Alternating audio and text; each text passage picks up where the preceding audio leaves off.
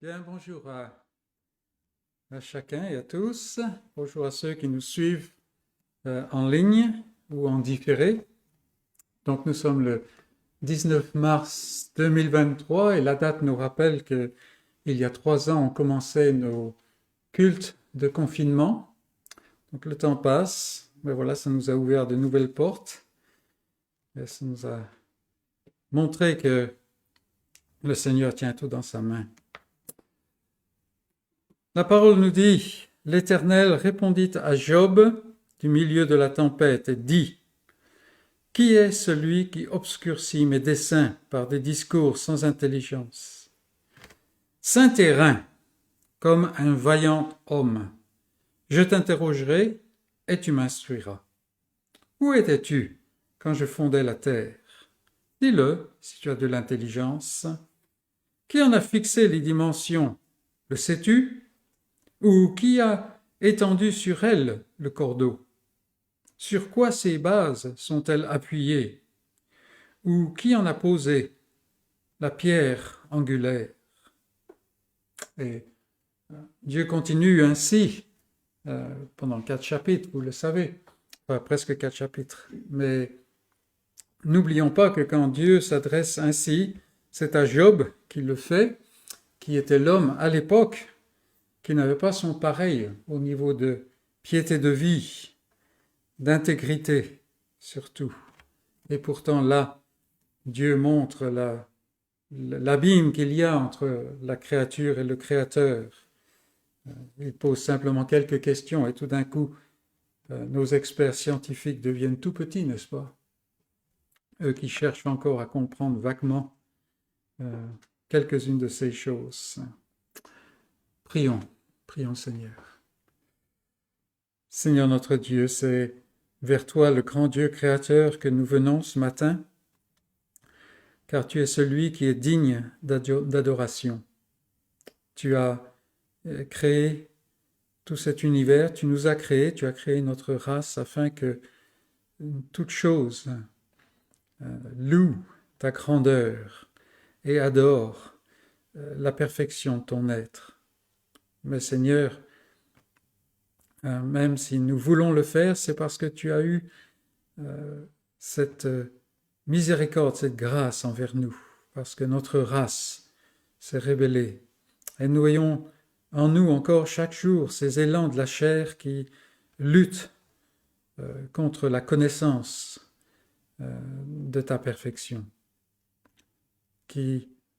Cette chair qui a du mal à se soumettre, qui n'y arrive pas d'ailleurs.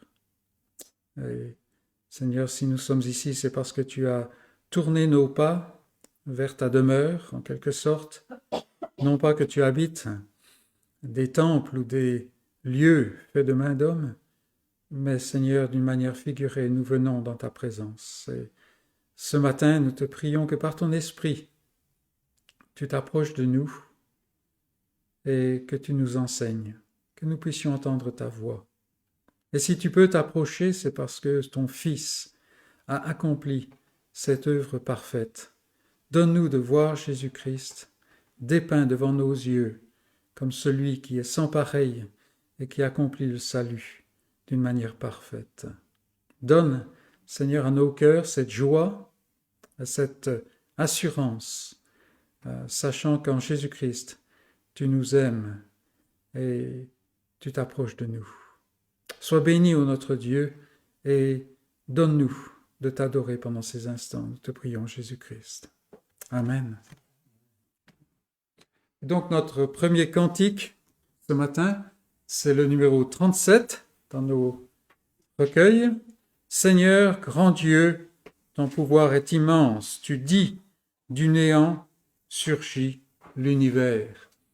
C'est intéressant de voir que chaque fois que les apôtres, ou Paul en particulier, prêchent à des non-juifs dans les actes, il le fait toujours à partir du fait que Dieu est le Créateur. Chantons le 37.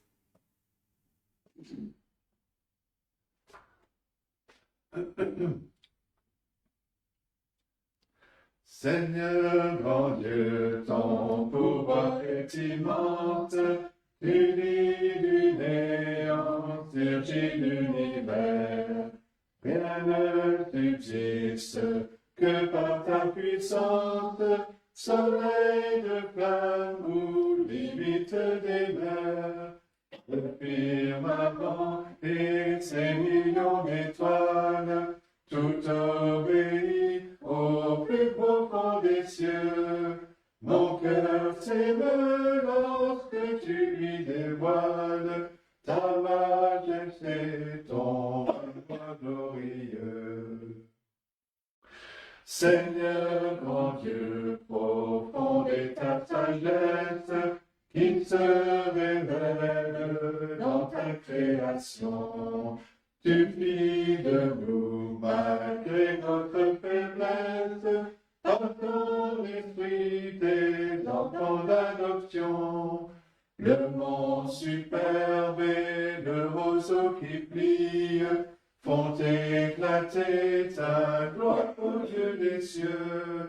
Plein de respect, mon cœur ému te prie, et je bénis ton savoir merveilleux.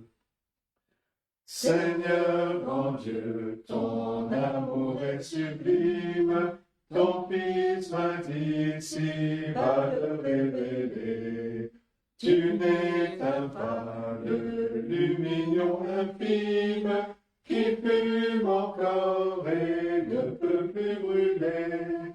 J'étais lié par une chaîne infâme, tu l'as brisé sur la croix, mon sauveur. Pleurant d'amour, j'adore et je proclame ton sacrifice immense au Rédempteur. Pour notre première lecture, nous allons dans le livre du prophète Ésaïe, au chapitre 8. Et nous commencerons la lecture au verset 12. Ésaïe est envoyé au peuple de Juda à une période où déjà la nation, en fait c'est plus que la moitié, ou même pas la moitié, une partie de la nation, mais la nation connaît déjà un déclin, ou plutôt un retour vers les désirs de la chair, les désirs du cœur humain. Quand Ésaïe commence à prêcher, ou peu de temps après, c'est la fin d'un long règne, le règne du roi Osias, qui avait empêché la pourriture de gagner du terrain. Mais la pourriture est bel et bien là. Et donc, Ésaïe doit annoncer un message de jugement, pas seulement de jugement, la dernière partie de sa prophétie en particulier annonce d'autres choses, mais tout au long de la prophétie, nous voyons qu'il y a quand même, l'Éternel va faire quelque chose. Mais Ésaïe va prêcher un message pour essayer où Dieu exhorte le peuple à revenir vers lui. Mais comme nous le savons, et comme Ésaïe le dit à la fin de son chapitre 52, n'est-ce pas, pratiquement personne ne réagit à cela. Et la nation va continuer sa dégringolade jusqu'à la captivité qui est prévue. C'est pas la première fois ni la dernière fois que le serviteur de Dieu fidèle va prêcher dans le désert, si on peut dire. Chapitre 8 d'Ésaïe, verset 12. « N'appelez pas conjuration tout ce que ce peuple appelle conjuration, et ne craignez pas ce qu'il craint, et ne soyez pas effrayés. » Et là, une petite parenthèse. Israël était tenté de faire des tas d'alliances, parce que Israël avait peur de certaines choses politiques qui se passaient. Il y avait la naissance de grands empires à l'époque, la Syrie, Babylone et tout cela. Et donc ils étaient tentés par exemple à faire alliance avec l'Égypte. Ça c'est un truc qui revient souvent. Et ici, Ésaïe dit à ceux qui veulent entendre, ne craignez pas ce qu'il craint. Et quelque chose qui nous parle, n'est-ce pas? Ne soyez pas effrayés. Verset 13, c'est l'Éternel des armées que vous devez sanctifier, mettre à part. C'est lui que vous devez craindre et redouter. Et il sera un sanctuaire, mais aussi une pierre d'achoppement, un rocher de scandale pour les deux maisons d'Israël, un filet et un piège pour les habitants de Jérusalem. Plusieurs trébucheront, ils tomberont et se briseront, ils seront enlacés et pris. Enveloppe cet oracle, cette prophétie, scelle cette révélation parmi mes disciples. Ce qui veut dire, en fait, c'est quelque chose de sûr. Ça va se produire. Verset 17. J'espère en l'Éternel, qui cache sa face à la maison de Jacob. Je place en lui ma confiance. Voici, moi et les enfants que l'Éternel m'a donnés, nous sommes des signes et des présages en Israël, de la part de l'Éternel des armées, qui habite sur la montagne de Sion. Si l'on vous dit, consultez ceux qui évoquent les morts et ceux qui prédisent l'avenir, qui poussent des sifflements et des soupirs, répondez, un peuple ne consultera-t-il pas son Dieu? S'adressera-t-il aux morts en faveur des vivants? À la loi et au témoignage, si l'on ne parle pas ainsi, il n'y aura point d'aurore pour le peuple. Il sera errant dans le pays, accablé et affamé. Et quand il aura faim, il s'irritera, maudira son roi et son Dieu, et tournera les yeux en haut. Puis il regardera vers la terre, et voici, il n'y aura que détresse, obscurité et de sombres angoisses. Il sera repoussé dans d'épaisses ténèbres. Mais les ténèbres ne régneront pas toujours sur la terre, où il y a maintenant des angoisses. Si les temps passés ont couvert d'opprobre le pays de Zabulon et le pays de Nephtali, les temps à venir couvriront de gloire la contrée voisine de la mer, au-delà du Jourdain, le territoire des païens. Ah, bien entendu, vous avez remarqué qu'il y a plusieurs passages qui sont repris dans le Nouveau Testament de cette prophétie. Mais en fait, ici, Dieu se lève contre son peuple et il montre comme quoi le fait que le peuple tourne le dos à l'Éternel et à toute la bonté de l'Éternel, c'est quelque chose de complètement ridicule. Et ça le pousse à faire des choses ridicules. Consulte les morts pour savoir comment vivre. Ça, c'est vraiment graphique, n'est-ce pas? Cette caricature, là.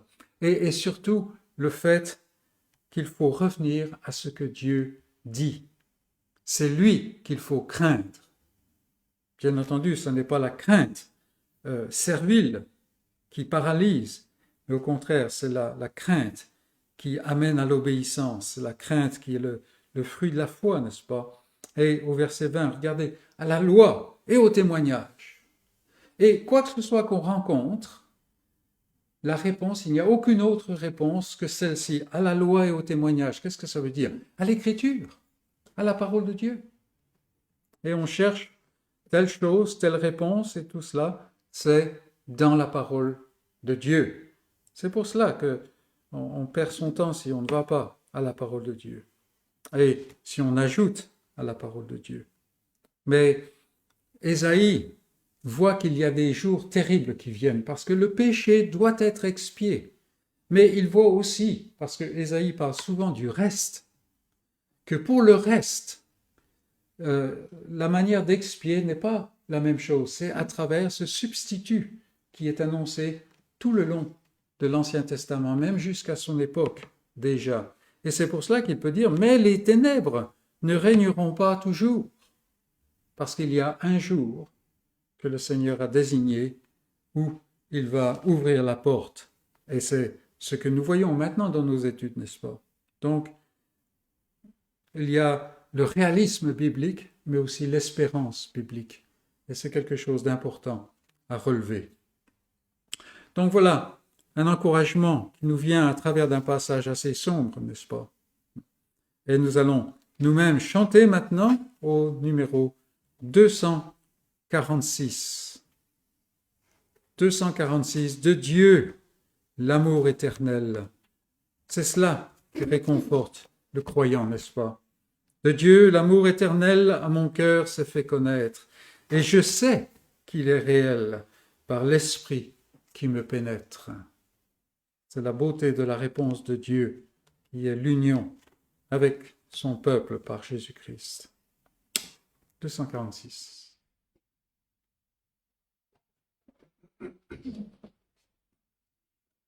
De Dieu l'amour éternel, à mon cœur s'est fait connaître, et je sais qu'il est réel, par l'Esprit qui me pénètre, toutes mes terreurs ont fui, une douce paix m'inonde, ô sécurité profonde, il est à moi, je suis à lui. Ô sécurité profonde, il est à moi, je suis à lui. Jamais l'oiseau n'a chanté une si mélodieuse, et la terre n'a porté tant de fleurs si radieuses. Jamais dans la nature nuit une lumière si belle. Au bonheur, vie éternelle, il est à moi, je suis à lui. Au bonheur, vie éternelle, il est à moi, je suis à lui. Mes péchés ont disparu, chassés comme une fumée, car pour moi Jésus mourut, de lui mon âme est aimée, sur l'effort de son appui, je repose dans ta tendresse, et tout bas redit sans cesse, il est à moi, je suis à lui. Et tout bas redit sans cesse, il est à moi, je suis à lui.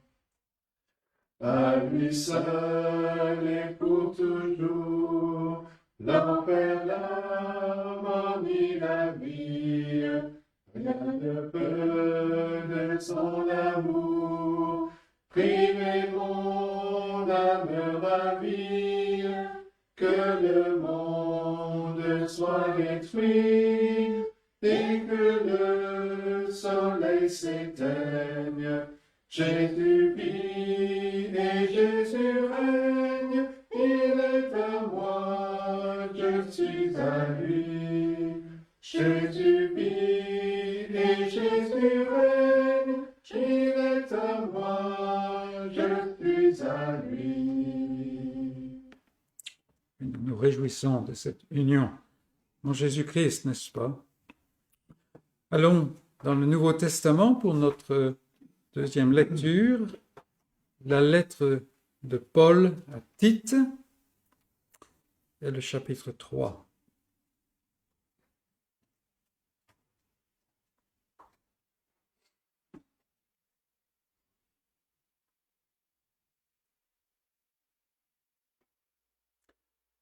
Là encore, nous voyons que Paul a envoyé Tite, délégué Tite, qui faisait partie de son équipe missionnaire, si on peut dire. Et Tite a besoin d'instruction ou d'aide, de rappel de ce qu'il faut faire pour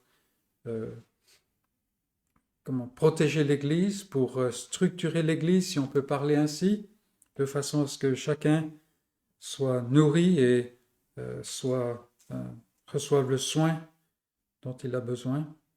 Et au chapitre 3, nous lisons « Rappelle-leur, croyants, d'être soumis aux magistrats et aux autorités, d'obéir, d'être prêts à toute bonne œuvre, de ne médire de personne, d'être pacifique, modéré, plein de douceur envers tous les hommes.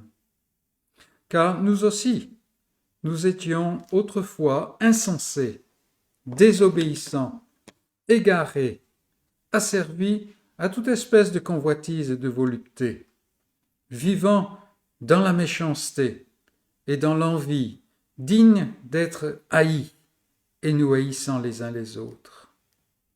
Mais lorsque la bonté de Dieu notre Sauveur et son amour pour les hommes ont été manifestés, il nous a sauvés, non à cause des œuvres de justice que nous aurions faites, mais selon sa miséricorde, par le bain de la régénération et le renouvellement du Saint-Esprit.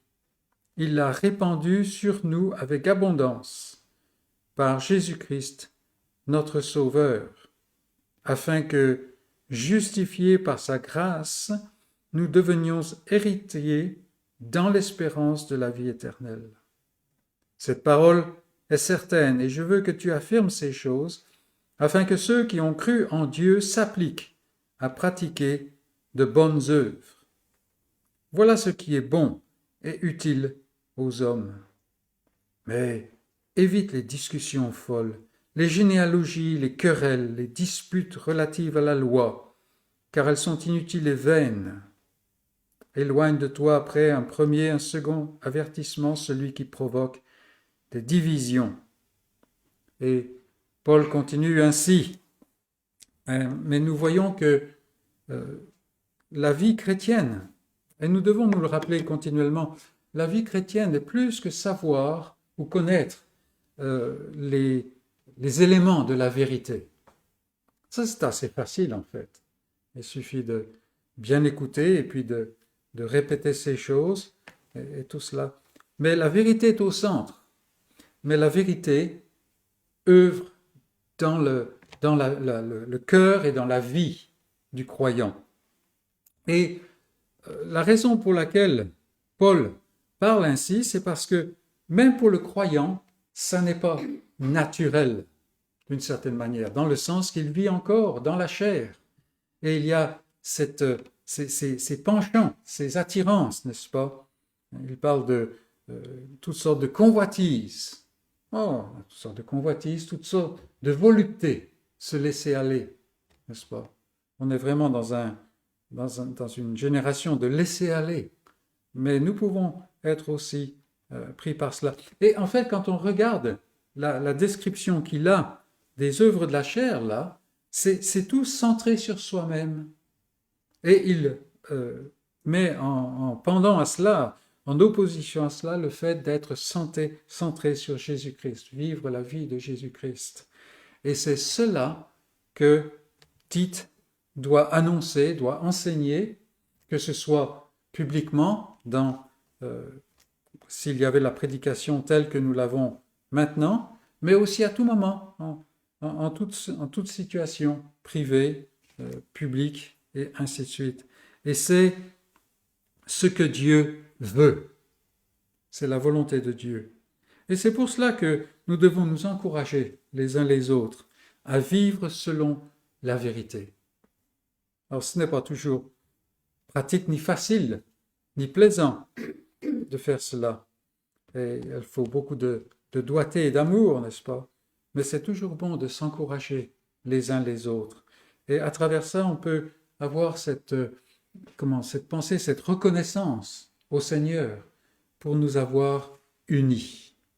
On l'a dit beaucoup de fois, ce ne sont pas nécessairement les choses de la chair qui nous unissent. On est très différents les uns des autres. Mais Dieu nous unit afin de nous encourager les uns les autres à marcher ensemble. Et c'est là qu'on a le sentiment du corps de Christ. Et donc on peut se réjouir de cela, n'est-ce pas? Je vous invite à venir devant le Seigneur et prier. Prions. Seigneur notre Dieu, nous avons tellement besoin de toi. Toi qui es le grand Dieu, le seul, qui n'a pas de pareil. Nous avons besoin de toi, Seigneur, parce que bien que tu aies touché notre cœur en Jésus-Christ, Seigneur, nous sommes encore dans ce corps, nous sommes en quelque sorte dans ces deux royaumes, dans ces deux siècles, comme dit ta parole. Nous sommes déjà avec Christ, même comme Paul le dit, déjà assis dans les lieux célestes, en sécurité. Mais en même temps, Seigneur, nous sommes dans ce monde. Et non seulement ce monde marche au contraire de ta volonté, et d'une manière exacerbée aujourd'hui, il semble, mais en plus, Seigneur, il y a suffisamment du monde dans notre chair pour avoir un impact sur nous. Et en nous-mêmes, Seigneur, nous n'avons pas la force, de par nous-mêmes, de lutter. Nous le voulons, mais la chair est faible. Et Seigneur, nous avons besoin de toute la puissance de ton Saint-Esprit. Et nous savons que tu l'accordes. C'est pourquoi nous nous approchons de toi. Et nous te demandons, Seigneur, de nous fortifier par ton Esprit, de mettre devant nos yeux cette croix du Sauveur, cette vie parfaite qu'il a menée. Et cette assurance que nous avons, si bien que maintenant, Seigneur, même si nous marchons sur un sentier qui est resserré, escarpé, difficile, Seigneur, nous ne le faisons pas n'importe comment, mais nous le faisons dans l'espérance. Parce que nous savons, Seigneur, que ce qui nous attend est de loin le meilleur.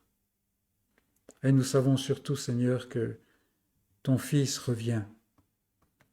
Et il revient pour mettre fin à ce présent état des choses et à inaugurer ce nouvel univers où la justice régnera. Seigneur, nous devons reconnaître que nous savons à peine ce que cela veut dire, tout au moins pas par expérience. Seigneur, nous voulons marcher dans tes pas, nous avons besoin de toi, mais nous te remercions aussi parce que sans cesse, tu nous enseignes par ta parole. Sans cesse, tu rappelles ces choses à notre esprit par ton esprit. Et Seigneur, tu nous as aussi entourés du corps de tes enfants. Tu nous as adoptés dans ta famille et tu nous entoures de ta famille, même si nous sommes peu, Seigneur. Nous avons déjà cette occasion d'être dans ta famille. Combien nous te louons, Seigneur, les uns pour les autres. Combien il est bon d'être ensemble. Et Seigneur, les choses qui nous divisent sont des choses de la chair et du monde, mais les choses qui nous unissent nous viennent de toi. Et ce sont des choses qui ne font que grandir.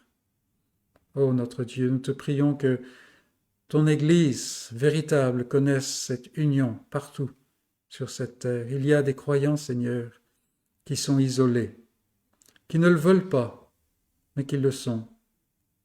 Seigneur, nous te prions que dans ta grâce, tu suscites d'autres croyants près de chez eux, près d'eux, de façon à ce qu'ils s'encouragent mutuellement et se fortifient. Comme nous le voyons dans ce livre, Le voyage du pèlerin, que tu as inspiré ton auteur à écrire. Les pèlerins s'encouragent les uns les autres et c'est beau. Seigneur, nous te prions aussi pour ceux qui désirent entendre ta parole. Et ils regardent autour et il n'y a pas de possibilité. Peut-être à travers cet Internet ou à travers des livres, mais pas de manière vivante, Seigneur. Et nous t'implorons pour eux, Seigneur. Et dans notre pays, en ce moment, il y a beaucoup d'endroits où on peut voyager pendant des centaines de kilomètres, Seigneur. Et il n'y a rien. Il y a des tas de choses religieuses, oui. Mais il n'y a rien qui donne la place à la vérité. Il n'y a pas de colonne et d'appui de la vérité. Seigneur, nous te prions que tu suscites des hommes et des femmes pour aller, pour annoncer, partager. Dans nos études, nous avons vu des hommes comme Paul, comme Timothée, comme Tite, et beaucoup d'autres encore. Mais nous avons vu aussi Aquilas, Priscille, ces gens qui sont, entre guillemets, ordinaires, mais qui sont là et qui font l'œuvre. Nous te prions, Seigneur, que tu nous en donnes aujourd'hui. Des gens qui seront encouragés dans leur vie personnelle, familiale, parce que, Seigneur, ils te servent, parce qu'ils peuvent parler pour toi. Ô notre Dieu, nous avons tellement envie de voir les choses changer autour de nous. Nous t'apportons nos familles, nos amis qui ne te connaissent pas, il y en a beaucoup. Là encore, Seigneur, quand nous les regardons, notre chair peut être tentée de dire « Bon, vous l'avez choisi ». Mais Seigneur, notre esprit voit que nous étions comme eux. Et c'est la grâce qui nous a changés. Ta grâce. Et Seigneur, si ta grâce n'œuvre pas, nous savons que quelque chose de terrible les attend. Et c'est pourquoi nous te supplions, une fois encore, de faire une œuvre dans la vie de nos proches et de nos amis. Conduis-nous, Seigneur, marche avec ton Église, partout où elle est. Tu nous as donné des petites fenêtres pour connaître des serviteurs et de tes enfants partout dans le monde. Et nous te prions pour chacun d'eux. Tu les connais. Seigneur, que tu sois avec chacun, là où il est, avec le don qu'il a pour te servir. Et Seigneur, œuvre dans ces jours. Nous te prions pour notre frère Cobus, qui est toujours en voyage. Pose ta main sur lui. Donne-lui d'avoir conscience de ta présence. Et protège-le des pièges du diable et des pièges des hommes. Et ramène-le dans le temps, Seigneur, enrichi de ta présence. Sois avec nous, Seigneur, alors que bientôt nous allons ouvrir ta parole d'une manière particulière. Des passages que nous connaissons. Seigneur, surprends-nous encore. Ouvre des perspectives que nous n'avons jamais encore imaginées. Et que ta gloire et la gloire de ton Fils paraissent devant nous. Et que nous soyons transformés. De telle manière à ce que nous puissions être comme ces propos que nous venons de lire dans ta parole. Ô Seigneur, sois avec nous. Nos yeux sont posés sur toi et avec plus d'anticipation que ceux des serviteurs sont posés sur leur maître. Et glorifie ton nom parmi nous. Nous te prions, Jésus-Christ. Amen. Et avant le message, nous allons chanter au numéro 69. Numéro 69, ma richesse, ma gloire et ma félicité, ô Jésus, c'est de croire que tu m'as racheté. Et parfois, dans notre marche, nous avons du mal à chanter réellement ce cantique, mais que le Seigneur nous donne de l'expérimenter. Le 69.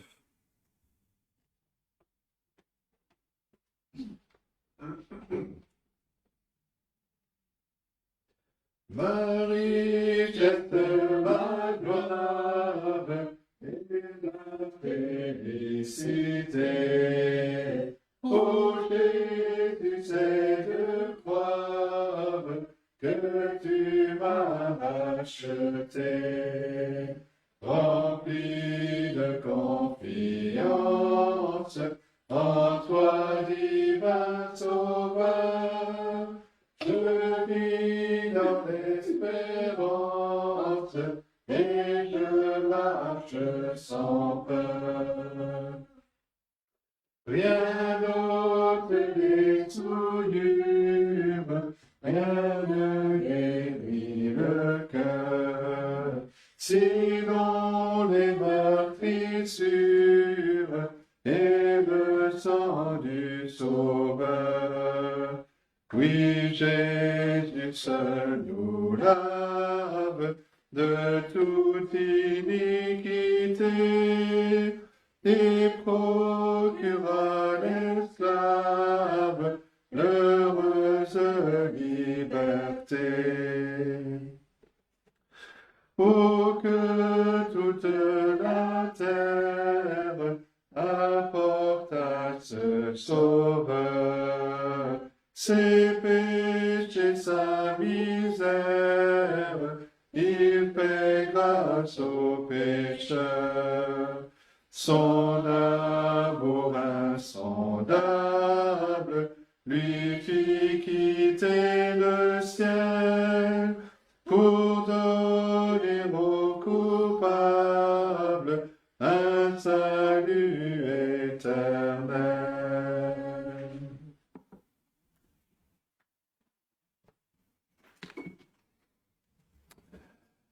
Bien, je vous invite à ouvrir la parole de Dieu dans l'Évangile selon Matthieu, au chapitre 3. Nous continuons notre étude de ce livre et après les événements autour de la naissance du Seigneur Jésus, Matthieu nous présente notre personnage, un précurseur, le Jean-Baptiste, et son message, son ministère, son message de repentance. Et nous allons lire dans le chapitre 3 de Matthieu, les versets 1 à 12. Matthieu chapitre 3. Et nous commençons donc la lecture au verset 1. Et voici donc la parole de Dieu. En ce temps-là, parut Jean-Baptiste, prêchant dans le désert de Judée. Il disait, « Repentez-vous, car le royaume des cieux est proche. » Jean est celui qui avait été annoncé par Ésaïe le prophète lorsqu'il dit « C'est ici la voix de celui qui crie dans le désert. Préparez le chemin du Seigneur, aplanissez ses sentiers. » Jean avait un vêtement de poil de chameau et une ceinture de cuir autour des reins. Il se nourrissait de sauterelles et de miel sauvage. Les habitants de Jérusalem, de toute la Judée et de tout le pays des environs du Jourdain se rendaient auprès de lui. Et confessant leurs péchés, ils se faisaient baptiser par lui dans les eaux du Jourdain.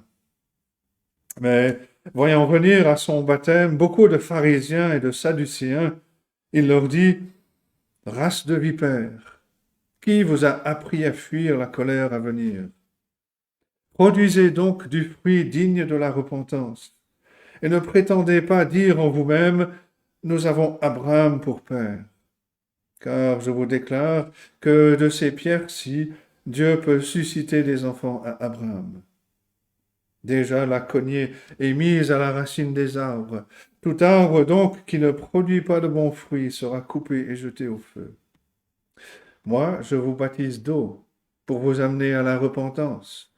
Mais celui qui vient après moi est plus puissant que moi, et je ne suis pas digne de porter ses souliers. Lui, il vous baptisera du Saint-Esprit et du feu. Il a son vent à la main, il nettoiera son aire, et il amassera son blé dans le grenier, mais il brûlera la paille dans un feu qui ne s'éteint point. Et c'est la parole de Dieu.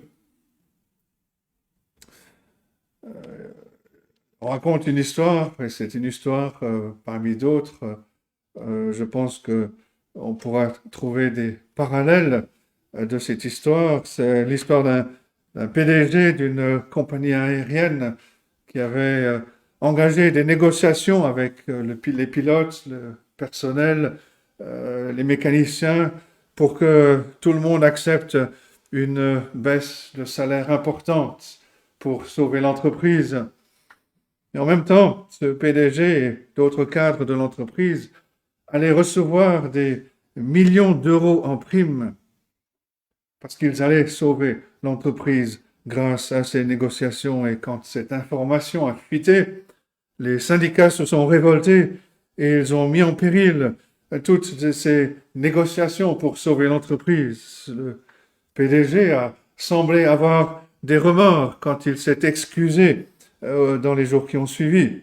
Mais un peu plus tard, il a démissionné, que ce soit de son plein gré ou pas, que ce soit volontairement ou pas.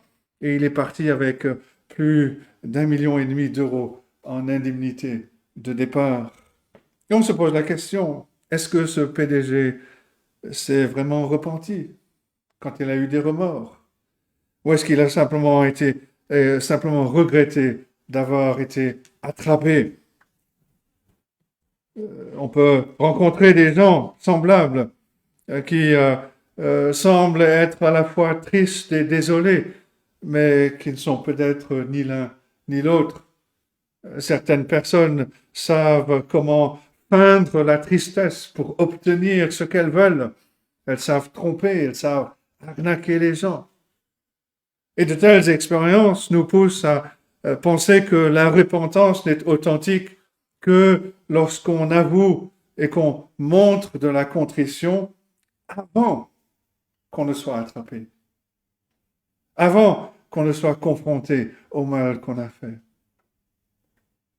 Mais quand un politicien, un chef d'entreprise ou un responsable d'église qui était tombé confesse sa faute après qu'il se soit fait attraper, on va le regarder de manière suspecte. Et c'est curieux, parce que on considère la repentance de David comme étant le modèle biblique de repentance. Même si David s'est repenti après que Nathan l'ait confronté avec son péché. On considère sa repentance comme un modèle. Quand David a déclaré « J'ai péché contre l'Éternel », il n'a ajouté aucune excuse. Il a attendu la décision de l'Éternel, soit le jugement, soit la miséricorde. Et ce qu'on peut déduire de cela, c'est que on ne devrait pas peut-être pas tenir compte de la chronologie. Est-ce que la repentance est sincère seulement si elle est avant la confrontation? Dans ce cas-là, David serait exclu. On ne devrait pas non plus essayer de vérifier la pureté des motivations de la personne qui montre une certaine repentance, qui manifeste du remords. La sincérité est un problème.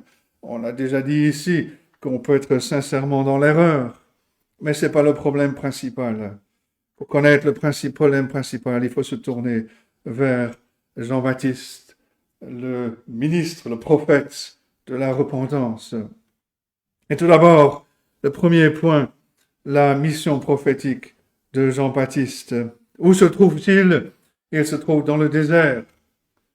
Dans le désert vient la voix d'un prophète, un prophète d'autant plus frappant, d'autant plus remarquable, parce qu'il n'y avait pas eu de prophète en Israël depuis 400 ans. Jean prêchait dans le désert, loin du temple, loin de ce lieu qui était le centre de la religion organisée de la nation d'Israël. Il prêchait loin de la civilisation. Cet emplacement nous rappelle le désert où le peuple d'Israël a erré après avoir quitté l'Égypte. C'est là que Dieu a purgé Israël de son péché. C'est là qu'il a façonné le peuple d'Israël pour qu'il devienne la nation mise à part pour lui.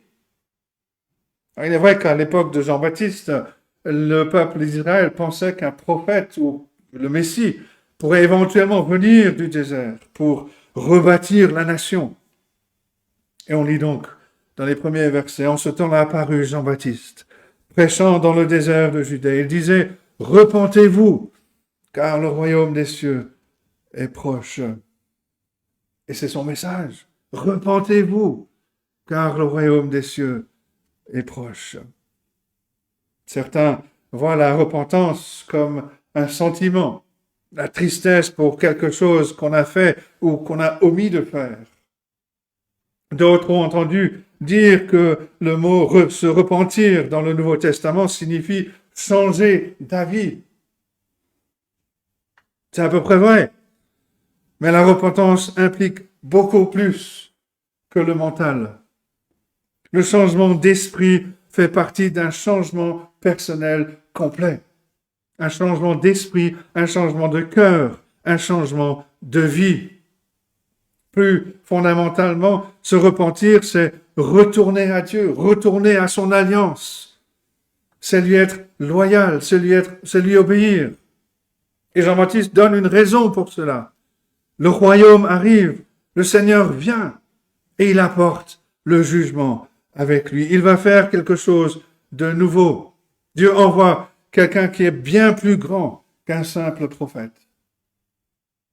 Et pour être prêt, dit Jean, nous devons être fidèles à ce que nous savons déjà. Si nous avons été fidèles, nous devons revenir au Seigneur. Le Seigneur peut avoir de grandes choses en réserve pour un individu, pour une famille, pour une église, mais avant de passer à de choses nouvelles, nous devons être fidèles aux choses anciennes, fidélité envers Dieu, amour pour Dieu, miséricorde pour le prochain. Mais quelle est la nature de la véritable repentance?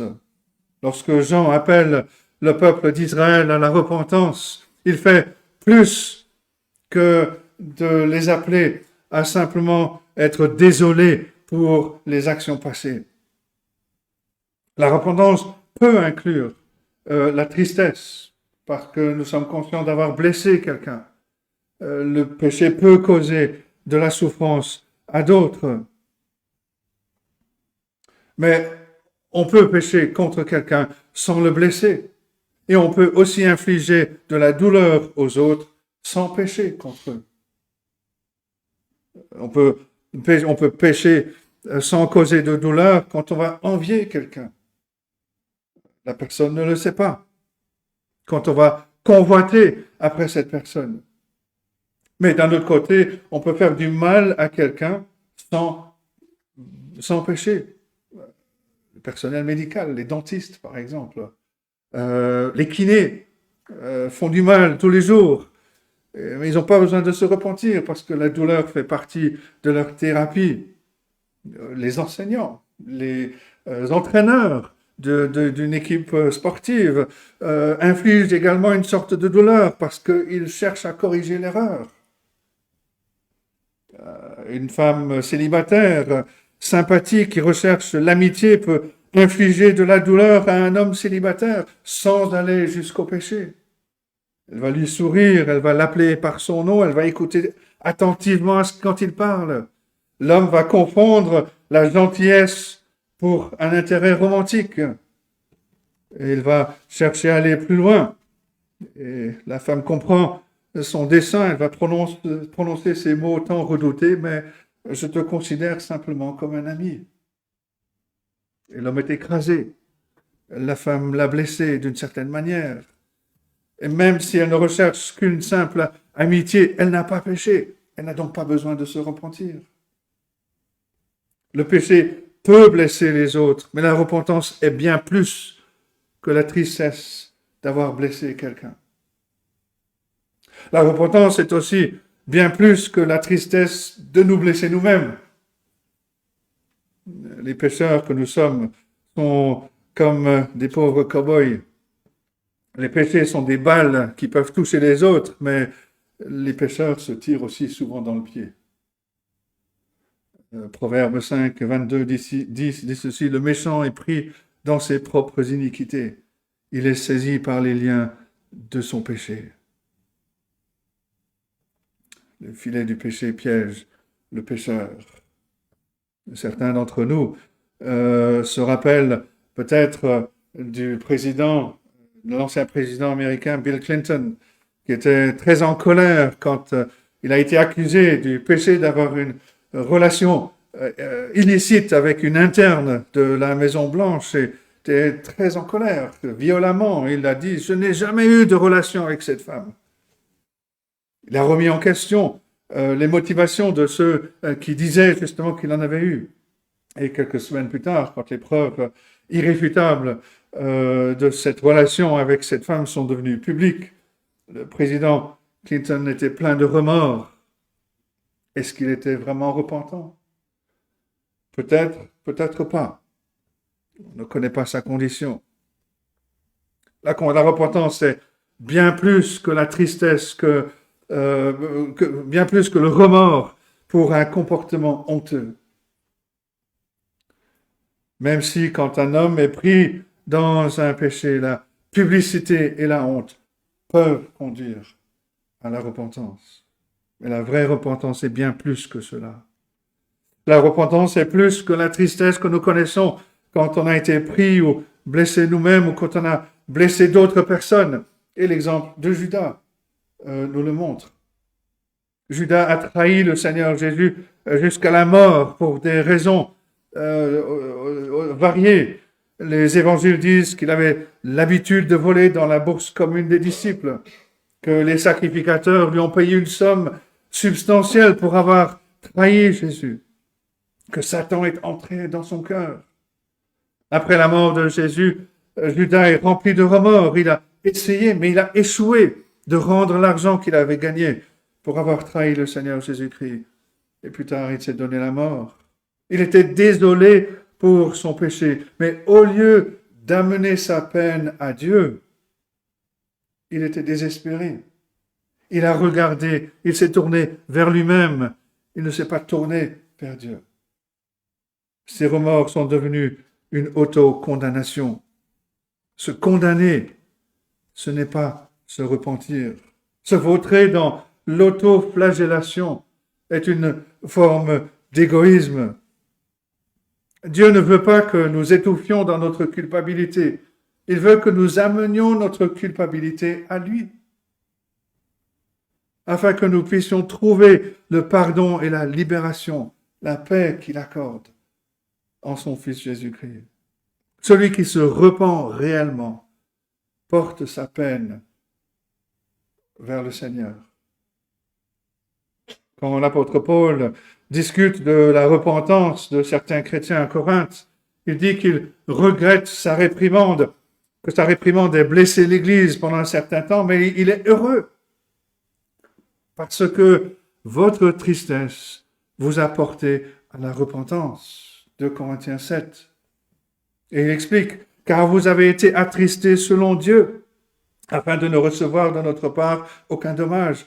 En effet, la tristesse selon Dieu produit une repentance à salut, dont on ne se repent jamais.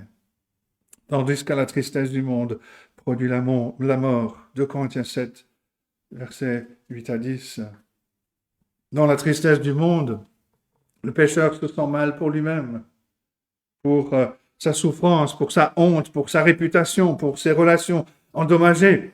Et dans la tristesse selon Dieu, le pécheur veut voir la justice être accomplie. Il veut restaurer les relations, d'abord avec Dieu et ensuite avec son prochain.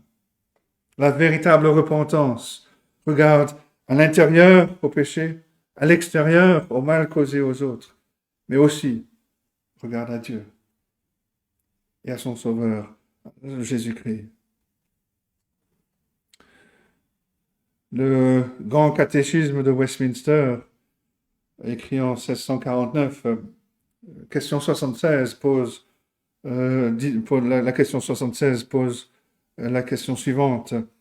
Qu'est-ce que la repentance qui conduit à la vie? La réponse, la repentance qui conduit à la vie est une grâce salvatrice, opérée dans le cœur d'un pécheur par l'Esprit et la parole de Dieu, par lesquelles, hors de la vue et du sens, non seulement du danger, mais aussi de la saleté et de l'odieuse nature de ses péchés, et la conscience de la miséricorde de Dieu dans le Seigneur Jésus-Christ à ceux qui sont pénitents, Les pécheurs pleurent et détestent tellement ces péchés qu'ils se détournent loin d'eux tous pour se tourner vers Dieu, agissant et travaillant constamment à marcher avec Dieu dans toutes les voies d'une nouvelle obéissance. Les pasteurs, les théologiens, les experts qui ont écrit cela savaient que la vraie repentance, c'est plus que la honte d'avoir commis de mauvaises actions, plus que le chagrin d'avoir infligé de la douleur à soi-même ou aux autres. L'homme repentant regrette d'avoir offensé Dieu. Il a une haine du péché qu'il a commis. Le pécheur peut se sentir terrible ou il peut se sentir paralysé. Il peut avoir causé beaucoup de mal ou peu de mal. Mais celui qui se repent, contrairement à Judas, refuse de désespérer. Il se détourne de ce péché odieux pour se tourner vers un Dieu plein de grâce. Il sait que Dieu est miséricordieux. Il sait aussi que la vraie repentance implique une marche avec Dieu dans l'obéissance. Celui qui se repent se détourne du péché une fois pour toutes, mais il se tourne aussi quotidiennement vers le Seigneur pour obtenir sa miséricorde, parce qu'il sait qu'il chute continuellement. Et lorsque le catéchisme de Westminster appelle la repentance une grâce, un fruit de l'esprit, il ne fait que reprendre ce que l'Écriture dit. Dieu a accordé la repentance aussi aux païens afin qu'ils aient la vie. C'est Acte 11, 18. Si l'Esprit de Dieu ne nous éclaire pas, on ne verra jamais que le péché est une rébellion contre Dieu. L'Esprit Saint vient nous convaincre, vient nous parler. Nous écoutons, nous acceptons, nous abandonnons nos voies pécheresses. Nous retournons au Seigneur. L'homme qui se repent a le sens de la corruption, de la saleté, du danger du péché. Il sait que les sentiments de tristesse ne sont pas l'essence de la repentance. Le péché, par contre, parfois peut se sentir très bien. Certaines personnes peuvent se demander comment est-ce que cela peut être mal quand on se sent si bien. Et la réponse est ceci, les actes pécheurs peuvent se sentir si bien parce que nos sentiments ou nos émotions ne sont pas plus dignes de confiance que n'importe quelle autre faculté que nous avons dans notre corps pécheur. Nous ne pouvons pas mettre notre confiance dans nos émotions ou dans nos sentiments. Mais la repentance peut commencer par le sentiment que quelque chose ne va pas. Je ne sais pas si vous avez vu les films de la trilogie Matrix. J'ai vu quelques extraits. Mais dans le premier film, il y a une conversion intéressante entre Neo, le protagoniste, qui est allé voir son guide, Morpheus. Morpheus lui dit, je vais te dire pourquoi tu es là. Tu es là parce que tu as un savoir que tu ne t'expliques pas, mais qui t'habite, un savoir que tu as ressenti toute ta vie.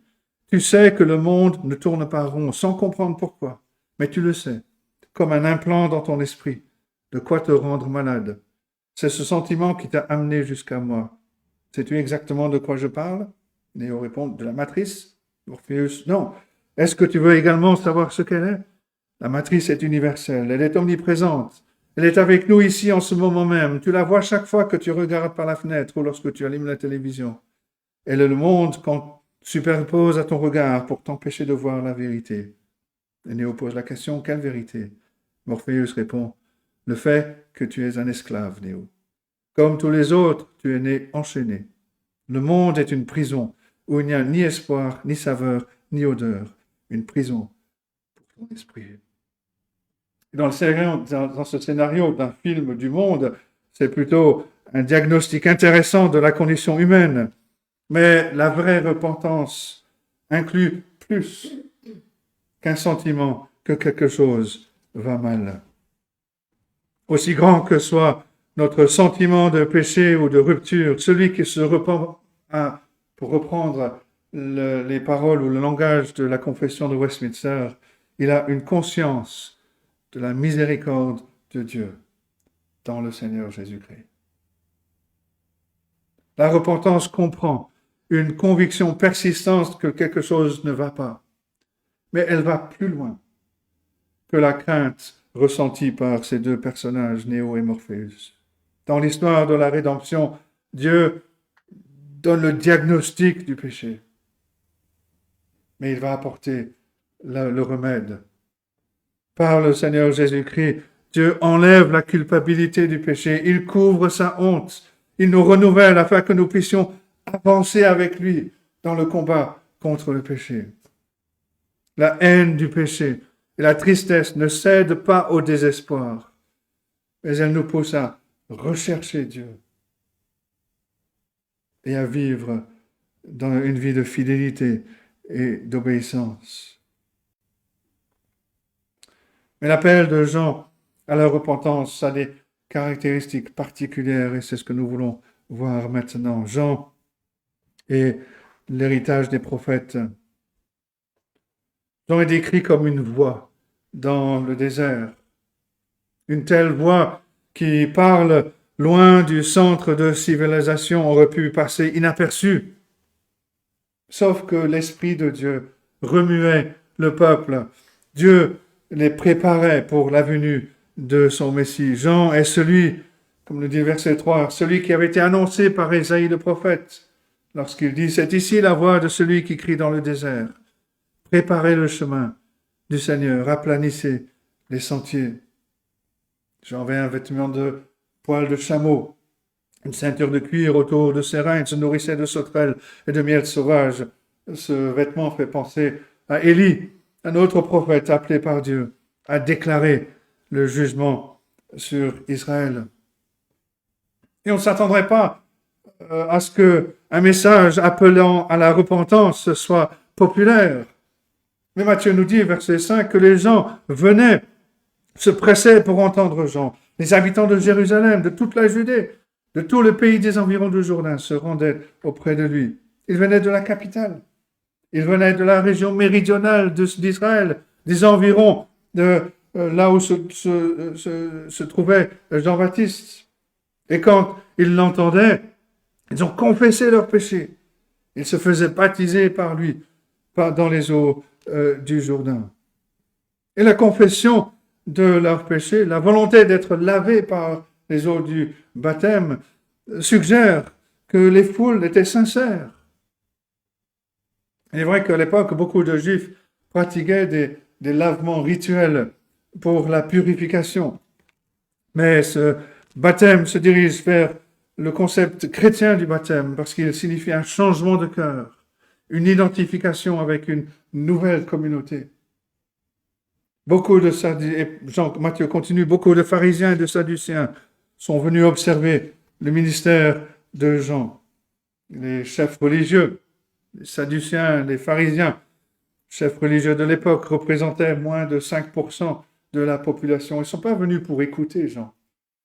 Ils ne sont pas venus pour se repentir. Ils sont venus pour enquêter.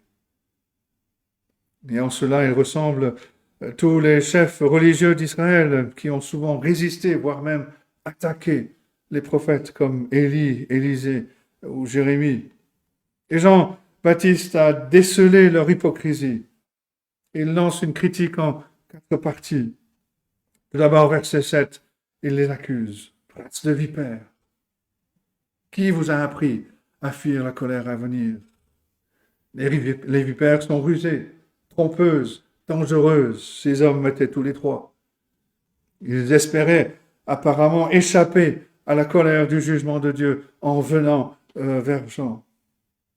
Deuxièmement, Jean va leur commander, verset 8, « Produisez donc du fruit digne de la repentance. » Parce que la repentance authentique est un changement de cœur. Il produit un changement de vie, il produit du fruit. Si le cœur change, les actes changent, la vie change. Troisièmement, Jean va anticiper leur objection. Les dirigeants religieux ne devaient pas se dire « Abraham est notre père ». Parce que Dieu n'est pas impressionné par une lignée naturelle. J'en vais même leur dire au verset 9, je vous déclare que de ces pierres-ci, Dieu peut susciter des enfants à Abraham. Personne n'échappe au jugement de Dieu à cause de ses ancêtres, pas même les enfants physiques d'Abraham. Chaque génération a besoin d'entendre cet avertissement. Personne aujourd'hui n'est exactement comme les pharisiens du temps de Jean, mais comme les pharisiens, on peut devenir fiers de nos ancêtres. On peut être complaisant à cause de notre héritage. Et j'en dis que les pierres nues qui sont près du Jourdain sont aussi qualifiées pour être fils de Dieu que les Juifs qui étaient présents. On a déjà dit ici, Dieu n'a pas de petits-enfants. Nous devons nous rappeler que personne n'est sauvé par la foi de ses parents. Chaque personne doit se repentir et croire, ou bien périr. Et quatrièmement, Jean avertit que la repentance est urgente. Verset 10, déjà la cognée est mise à la racine des arbres. Tout arbre donc qui ne produit pas de bons fruits sera coupé et jeté au feu. Le bûcheron mesure un arbre. Il est prêt à lâcher ses coups si l'arbre ne porte pas bientôt des fruits. Le jour du jugement est proche. Et les pharisiens, les sadduciens et ceux qui étaient présents doivent savoir que ce n'est pas l'heure d'évaluer Jean. C'est l'heure de se réconcilier avec Dieu ou bien d'en subir les conséquences. Et l'avertissement tient toujours. C'est la chose la plus urgente aujourd'hui, d'être réconcilié avec Dieu. Mais comment bien comprendre la repentance et le message de repentance annoncé par Jean-Baptiste? Le repentir est utilisé de 4 manières dans les Écritures. Premièrement, le repentir peut signifier le désir d'abandonner la méchanceté, de vivre d'une manière plus noble. Cette repentance se détourne de certains péchés, mais sans nécessairement se tourner vers Dieu.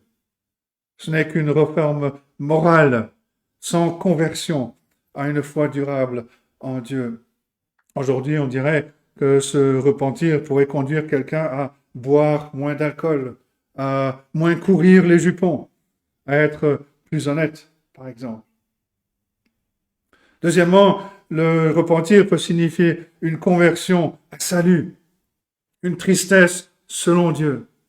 Ésaïe 55, verset 7 dit aussi que le méchant abandonne sa voie et l'homme d'iniquité ses pensées, qu'il retourne à l'Éternel qui aura pitié de lui, à notre Dieu qui ne se lasse pas de pardonner. Troisièmement, le repentir peut signifier le mode de vie qui suit l'acte définitif de repentance, l'acte définitif de croire au Seigneur. Ceux qui se convertissent à la foi en tant qu'adultes font souvent une rupture radicale avec le péché ou le jour où ils se repentent de leur péché, le jour où ils mettent leur confiance en Dieu. Mais personne ne reconnaît tous ces péchés immédiatement. Et si la repentance est notre mode de vie, nous allons chercher et abandonner nos péchés un par un au fur et à mesure que l'Esprit Saint nous donne la grâce de les reconnaître.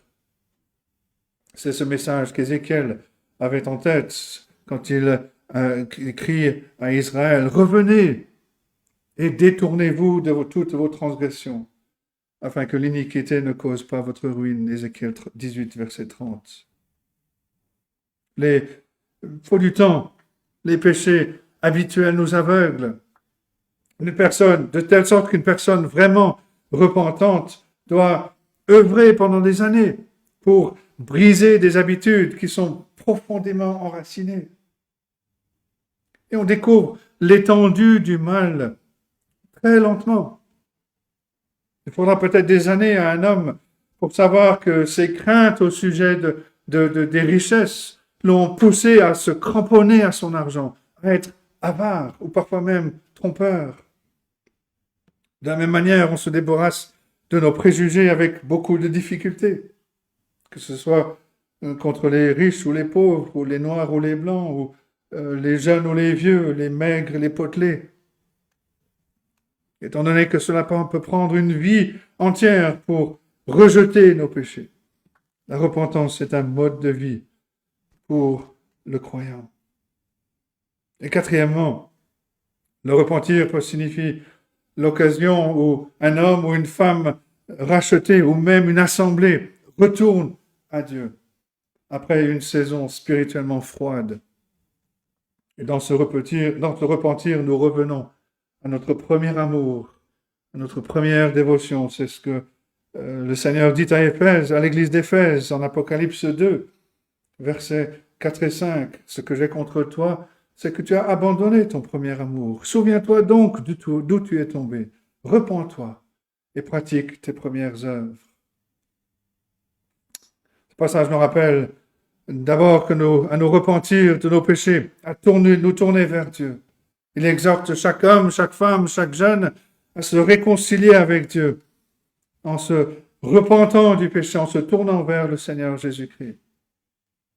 Le message biblique de repentance appelle aussi chaque croyant à vivre une vie de repentance quotidienne. Et c'est vrai individuellement, c'est aussi vrai collectivement. L'Église est une assemblée de repentants qui pleurent leurs péchés, qui se détournent de leurs péchés et qui regardent au Seigneur Jésus-Christ. Bien sûr, nous devons nous repentir de nos péchés manifestes, le vol, la tromperie, des choses similaires, mais pour beaucoup d'entre nous, les péchés plus subtils comme l'infidélité, la froideur ou la complaisance ou l'avidité, voire l'admiration idolâtre seront l'objet de nos prières. Et compte tenu de la portée, de la profondeur de nos péchés, la repentance doit être un mode de vie. Les derniers péchés que j'ai mentionnés sont abstraits, mais la prédication de Jean a aussi montré que la repentance est concrète. Et quand Luc parle du ministère de Jean-Baptiste, il montre que certaines personnes ont demandé à Jean comment vivre leur repentance. Et Jean a dit aux percepteurs d'impôts de ne pas percevoir d'impôts supplémentaires. Il a ordonné aux soldats de ne pas extorquer d'argent, de ne pas faire de fausses accusations, de se contenter de leur salaire. Luc 3, versets 12 à 14. C'est-à-dire, il a ordonné aux hommes qui avaient une certaine puissance de ne pas saisir les richesses par des actes d'injustice. Il a demandé aux deux groupes de renier les péchés qui étaient les plus communs dans leur milieu. Et nous devons faire de même. Nous devons chercher à identifier et, si possible, purger les péchés qui sont les plus communs dans notre milieu. Un professeur, par exemple, explique qu'il a appris que certains péchés sont faciles à commettre. Il a la tentation de trop divertir et de ne pas assez enseigner, de déformer les propos des experts dont il rejette les théories, d'exercer l'autorité avec une main lourde, de se préparer pour la classe de manière adéquate plutôt que de la meilleure des manières. C'est un constat du professeur, mais chacun de nous devons trouver quels sont les péchés dans notre milieu et les rejeter. Mais quel est le témoignage? Et le passage termine avec le témoignage de Jean au sujet du Seigneur Jésus-Christ. Comme tout autre prophète, sa prédication se détourne de lui-même pour pointer vers le Seigneur Jésus-Christ, versets 11 et 12. « Moi, je vous baptise d'eau pour vous amener à la repentance, mais celui qui vient après moi est plus puissant que moi, et je ne suis pas digne de porter ses souliers. Lui, il vous baptisera du Saint-Esprit et de feu. » Et le verset 12 va souligner le jugement que Jésus apporte. Le verset 11 souligne la suprématie de Jésus sur Jean. Le ministère de Jésus aura beaucoup plus de pouvoir. Même si Jean-Baptiste était le plus grand homme de sa génération, qu'il était acclamé dans tout le pays, Jésus est plus grand. Il est plus grand que lui. Jean lui-même dit qu'il n'est pas digne de remplir le devoir d'un esclave, de porter les sandales sales de Jésus. Il n'est pas digne d'être l'esclave de Jésus. Et en disant cela, il dit à ses auditeurs de regarder à Jésus-Christ, pas à lui-même. Et chaque Église doit répéter ce message, ce témoignage. Le plus grand prophète n'est qu'une voix. Le Seigneur Jésus-Christ est le seul Rédempteur, le seul Sauveur. Tous les prophètes de Dieu, tous les responsables d'Église doivent répéter le témoignage de Jean. À côté de Jésus, aucun responsable n'est plus qu'une voix. Les prédicateurs, les enseignants d'aujourd'hui ne font que répéter, réappliquer ce qui a déjà été donné dans la parole de Dieu. L'Église a beaucoup de serviteurs, mais un seul héros, un seul sauveur. Devant lui, les prophètes s'inclinent, mais comme les anges. Mais tout aussi important, le Seigneur Jésus nous reçoit chaque fois que nous échouons, afin que nous puissions nous repentir dans tous les sens du terme, en lui amenant nos lacunes, nos fautes, nos péchés. Ceux qui se repentent connaissent leurs péchés, mais plus que cela, ils connaissent le Seigneur Jésus-Christ. Ils connaissent la miséricorde du Seigneur Jésus-Christ. C'est ce qui distingue les différents pécheurs qu'on a mentionnés tout à l'heure. Le PDG de la compagnie aérienne, l'ancien président Bill Clinton, Judas, David, tous ont fait des choses honteuses. Ils pourraient tous nous pousser à nous demander, est-ce qu'il s'est vraiment repenti? Ou bien est-ce qu'il a été triste parce qu'il s'est fait prendre? Et parfois on peut se poser la même question à nous-mêmes. Mais c'est une erreur de scruter les mots, de scruter le moment, ou d'essayer de comprendre l'âme d'un pécheur. Nous devrions plutôt nous demander où le pécheur regarde. Est-ce qu'il regarde à ses défauts? Est-ce qu'il regarde à ses problèmes? Ou bien est-ce qu'il regarde au Seigneur Jésus et à sa miséricorde? Celui qui se détourne du péché, qui regarde au Seigneur Jésus-Christ comme il est présenté et offert dans l'Évangile, connaît le pardon de Dieu. Le moment peut être suspect, les paroles peuvent être erronées, la qualité de notre tristesse peut être impure, mais personne n'est pardonné sur la base de sa repentance. Nous sommes pardonnés par la miséricorde du Seigneur Jésus-Christ, qui a donné sa vie pour expier nos péchés, pour nous accorder la vraie repentance, cette repentance qui ouvre une vie nouvelle. Où est-ce que nous regardons? Est-ce que nous regardons à nous-mêmes, à nos défauts, à nos lacunes, ou bien est-ce que nous regardons au Seigneur Jésus-Christ, à sa perfection et à sa miséricorde? Repentez-vous, dit Jean, repentez-vous, car le royaume des cieux est proche. Est-ce que nous connaissons cette repentance? Voilà la question à se poser chacun d'entre nous. Que Dieu donc nous aide à méditer, à ruminer ces choses et qu'il bénisse sa parole à nos cœurs. Amen.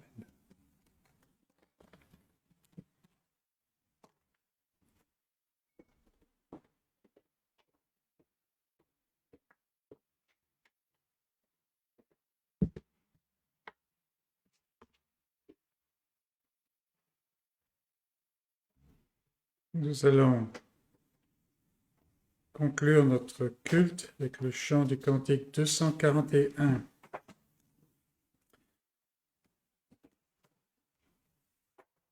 Quand nous entendons ces choses, de notre cœur peut jaillir ce cri qui est suffisant pour ces choses. C'est ce que l'apôtre Paul lui-même disait. Mais notre suffisance, notre secours est en Jésus-Christ. Ô Christ, éternel rocher, je viens en toi me cacher. 241.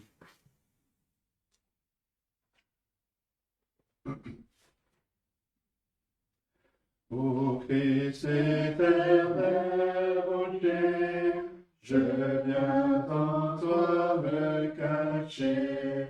De ton cœur perce tes colères, l'eau, le sang qui régénère, que par ce flot rédempteur, du péché je sois vainqueur. Tous les travaux de mes mains, pour te plaire seraient vains.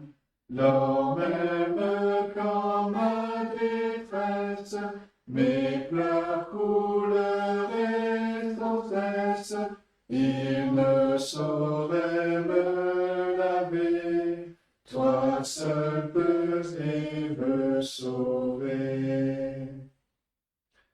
Seigneur, je n'apporte rien, ta croix seule est mon soutien.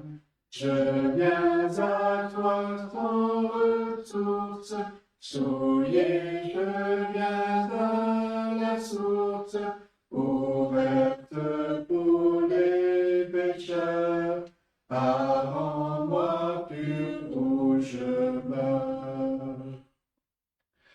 Tant que je respire encore, quand pour moi viendra la mort, lorsque je devrais paraître devant mon juge et mon maître, ô Christ éternel rocher, je veux en toi me cacher.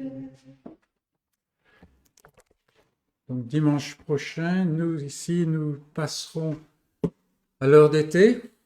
Et donc, pour ceux qui nous écoutent en direct d'un autre pays qui ne change pas d'heure, notre culte sera 1 heure en avance, n'est-ce pas? C'est ça. Ah là là, voilà. Courbons-nous devant le Seigneur. Seigneur notre Dieu, je n'apporte rien.